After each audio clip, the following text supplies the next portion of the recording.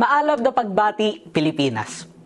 Tatalakay na sa Kamara ang panukalang 7.2 trillion peso national budget para sa 2027. Tao raw ang nasa gitna ng budget ayon sa Malacanang. Pero para sa Makabayan Block, hindi ordinaryong tao ang nasa sentro, kundi ang Pangulo at ang kanyang mga kroni at kaalyado.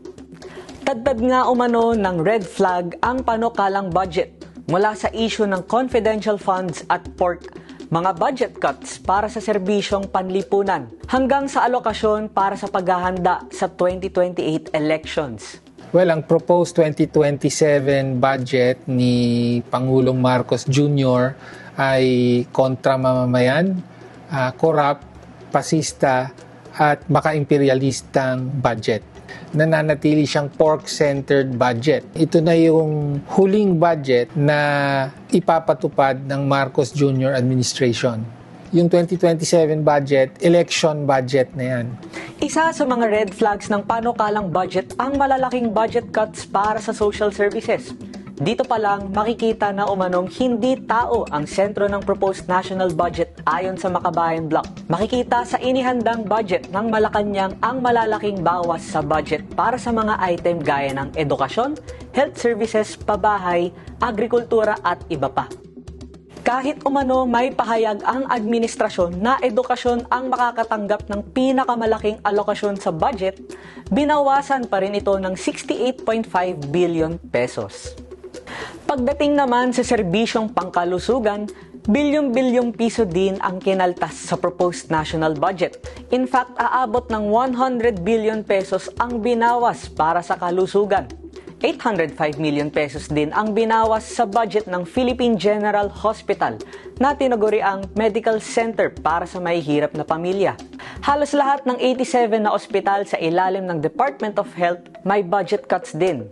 At habang pinagmamalaki ng Pangulo ang Zero Balance Billing Program, zero ang budget para rito para sa LGU hospitals. So nakakalungkot po. Talagang nakakainis na yung nangyayari kasi kami dapat ang bibigyan ng pagpapahalaga na which is yun po yung inihiling natin at sinisigaw natin po yan na kami naman bigyan ng atensyon kasi kami po ay nandito para tumulong, hindi kami kalaban.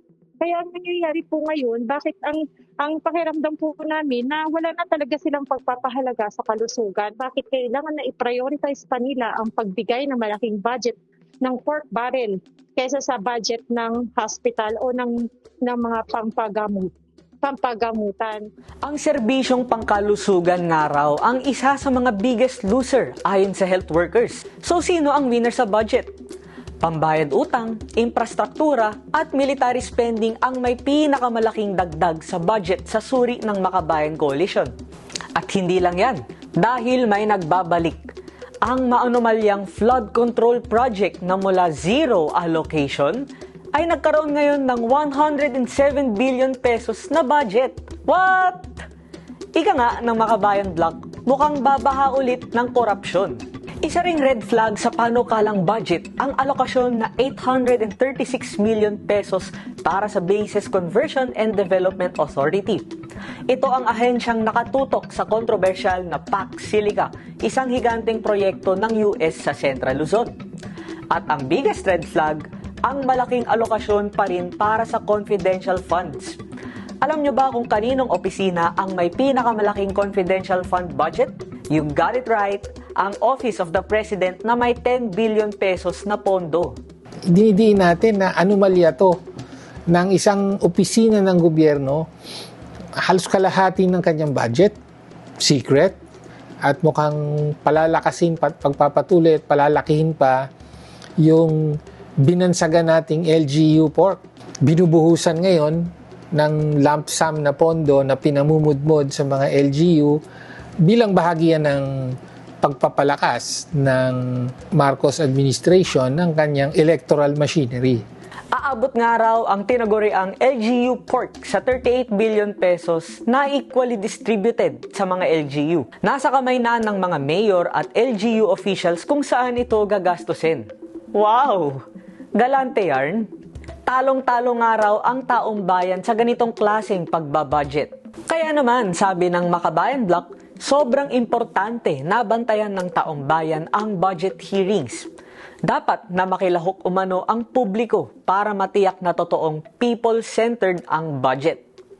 Dahil ang pondong ito ay galing sa dugo at pawis nating mga Pilipino. Pangungunahan ng makabayan ang paglalahad, pagpapaliwanag at paglalantad ng proposed budget na ito ng Marcos Jr. Administration. Kailangan bantayan natin ang budget na ito. Hindi ito budget para sa interes ng mamamayan, kung hindi para sa interes ng ilan.